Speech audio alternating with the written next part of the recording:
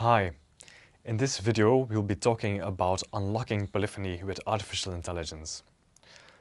All around the world, people know the Flemish primitives, Van Eyck, Breugel, Bosch, masters of their craft with names that resound until today.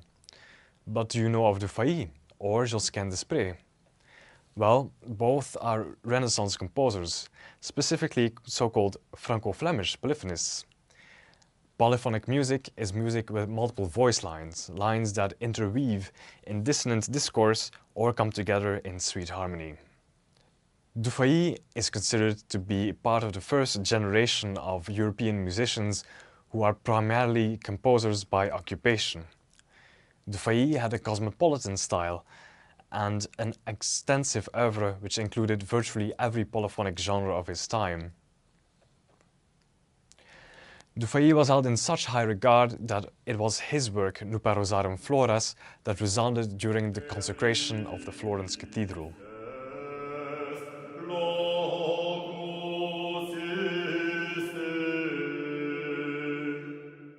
Later in the Renaissance came Josquin De Prez. Josquin is considered one of the greatest masters of Flemish Renaissance polyphony.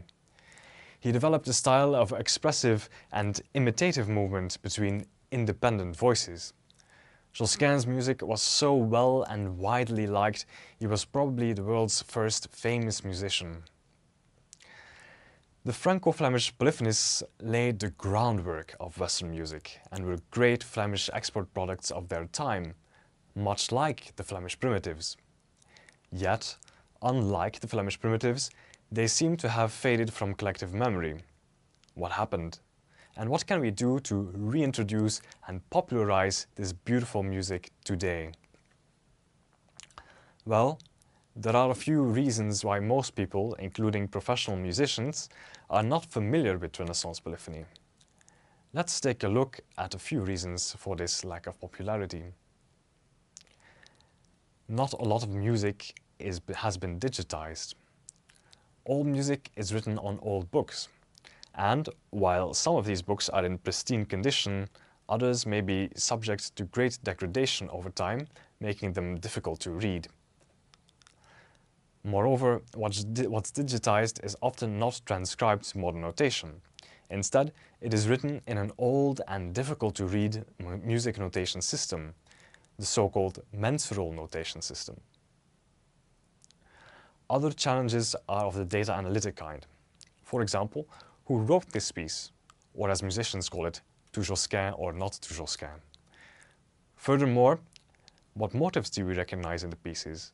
Are there any lines borrowed from other composers, or lines borrowed from music that is even older still, the so-called Gregorian music or plain chant? In my research, the old and new meet as Renaissance polyphony is unlocked with the power of neural networks. Let us take a closer look. The main problem we face is transcription. But transcribing music is a painstaking task. Every symbol on every page needs to be read, decoded and written down. Wouldn't it be great if an AI could do this for us? Let's take a look at a relatively simple example, D'un autre Alamire, a chanson written by the Flemish composer Johannes Ockeghem.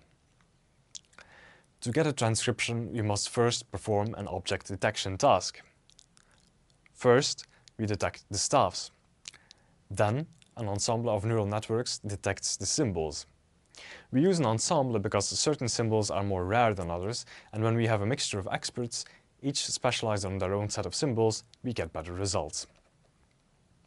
Then, when we have detected the symbols, we can detect pitches and staff lines around them. And this is how things look when we digitize the information to a sheet. After object detection, we are not yet done. Indeed, the notation system of polyphonic music, mensural notation, is difficult to read, even for musicians.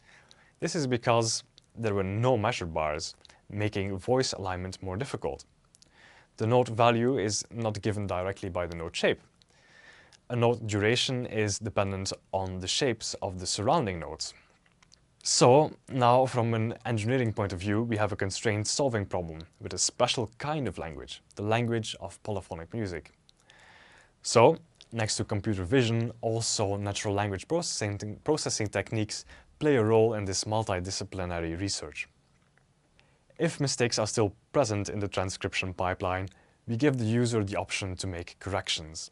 In other words, the user, be it amateur or expert, still can be and sometimes must be in the loop, but the AI did facilitate the task greatly. Finally, after having applied computer vision and NLP techniques along with domain knowledge, we can make a transcription and unlock a bit of our heritage. The result sounds a bit like this.